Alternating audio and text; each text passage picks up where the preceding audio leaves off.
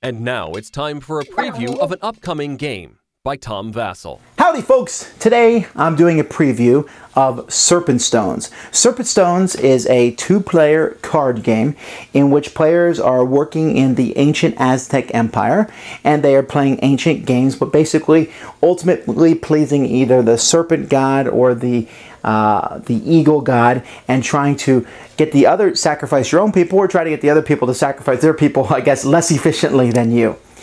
It's a two-player card game, like I said, in which you're tactically placing the cards to attack your opponent. Let's take a look. As with all my previews, what you're seeing may or may not be part of the final artwork, and definitely we're not going to see final components. But this is the player mat that's in the game, and you can see a bunch of stones in between the different people with different connecting lines. We have a draw pile. We will have a deck of serpent stones that is on that draw pile. And then there's different spots on the board that players are going to be dealing with. Each player has a temple row. This is the eagle team, and over here is the jaguar team. And each of those has one temple stone, and your opponent is trying to basically capture that stone. You also have two stones that are the stones that you start on. Now these teams are completely symmetrical, so it doesn't really matter. But you'll go through the deck until you draw someone draws one of the knights. Here I draw a jaguar knight, and that means I'm the jaguar team and my opponent is the eagle team. And at that point in time, we're going to be using this same deck, and we're going to be drawing cards from this deck. We're going to start with 7 cards and discard 2 of those, and so that we have basically a starting hand of 5. And your turn is going to be pretty simple. It's going to be draw a card and play a card. And now I'm going to show you how the cards work. As you can see, there's lots of different sorts of cards in this deck, so we'll start with the most basic cards. There are Jaguar Knights in this game and Eagle Warriors. And what you need to do, let's say I'm the Jaguar Knights, I need to place one of these knights onto my temple row here, onto one of these starting temple stone spots. After that, I am allowed to place any knight or warrior, any active warrior, adjacent to them. And so I'm going to be building basically a row here, and whenever I place one of these warriors, I can place it adjacent to an active warrior. If you're cut off for some reason, they're no longer active. Now, what I'm going to do is I'm going to have the arrows basically pointing towards my opponent. I put those cards down incorrectly there because it's important, because both sides will be using a different Jaguar Warriors, Jaguar Knights and Eagle Warriors. And the big thing is because other people can play different strike cards and they can play capture cards. Now, here is an example of a capture card, and here is an example of a strike card. They're green and red respectively. So let's take a closer look at them. These strike and capture cards are essentially called Nahuali cards, and they're going to show different patterns on them. You can see here, for example, there's a green pattern of 2 cards that are adjacent that direction, 2 adjacent this direction, 2 red cards, 1 red card, and there's actually 5 different patterns for each type. And the strike cards basically kill or discard your opponent's warriors, while the capture ones will rotate them 180 degrees so they join your teams. You can only play them on a warrior who is adjacent to one of your active warriors. But once you do that, it's possible to capture or to kill 2 warriors, if they're or more. There's even ones with 3, as long as they are adjacent to one of your warriors and meet the actual pattern. So those are the 2 main actions that a player will be taking on their turn, is playing a knight or a warrior card, or playing one of these capture or attack cards. Okay, there's also these 3 cards in the deck, and I'm going to pronounce these hopefully because there's actually pronunciation in the rulebook.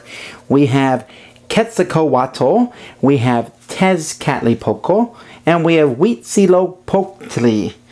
And that's the only time I'm going to try to pronounce each of these. But these are cards that actually make a big difference over the course of the game. And you can see here, let's talk about the outside too. This one lets you draw an extra card into your hand, which gives you a bigger hand. This one forces someone else to discard a card. Now you might think, oh, the big deal about that. But that actually is a big deal because if your hand runs out of cards, then you've lost. So you're able to use these cards to help defend yourself or to hurt someone else and make them lose cards from their hand. Losing cards is not just comes from when someone plays one of these, it's also the sacrifice card, which in my opinion is the most critical card in this game. Because the sacrifice card allows you to play a sacrifice on one of your sacrifice stones over here. And it's even possible that you can duplicate it and play 2 sacrifice cards. But the way sacrifice cards work is on your next turn, before you draw a card and play it, or play a card and then draw one, you play this card. You must play this card first. Now, what will that let you do? Having the opportunity to play 2 cards in a row is a really big deal. Because it might let you play 1-2. Because, see, normally you might play 1 card, and then they might have a guy who's sitting here who has a chance to destroy your guy or turn him around, in which case you have to start over again. Or you might have one that lets you capture your opponent who are right next to you and then attack beyond that. Knowing when to play that double move is a big deal. But at the same time, it also depletes your hand. And so you're going to have to work those strategies out. So when we look at this game here, there's basically 2 strategies. One is to build a network across the board, and there's different ways that this network can work, because you can build a thin line and have your line cut farther down, and then what are you supposed to do? The rest of your guys are worthless. They're inactive. Or you can build a thicker row of guys, but you can shoot for that, or you can try to deplete your enemy's hand of cards. Now, this is probably the strategy by which you'll win, but because that other strategy is always available, it's always going to keep your opponent thinking about that. Will he make me lose cards from my hand? So that's it for Serpent Stones. It's a really fast game. We're talking 10-15 minutes. It's a hand card management game where you're going to take the cards that you get, and that's going to determine your strategy. There's nothing really super deep about this game, and it's basically tactical. How you place the cards on the board. When do you use the sacrifice cards you get? Are you going to go to deplete your opponent's hand, or are you going to go for the jugular? Is it best to convert people or to destroy them? Because there's only so many cards in the deck, and you got to keep your eye on that too. So there's all that going on, but at the same time, it's nothing that's going to be overwhelming. It's just easy to play, and you can even play the game. The game's going to come with points, so you can keep track of the different matches that you're playing against one another. So we can say, okay, boom, boom, boom, because honestly, you could probably play 6 matches of this in an hour. It's going to be something you're going to go, okay, hang on, let me see again. Let me try and go at it a different way. But at the same time, because of the luck of the draw, that's going to help determine what you do.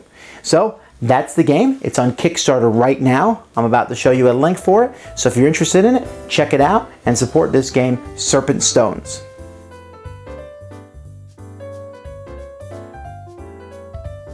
Thanks for watching our review today. For more information about board games, as well as the #1 board game audio podcast, check out Dicetower.com for reviews, interviews, and more. I'm Eric Summerer, and you've been watching The Dice Tower. Yeah.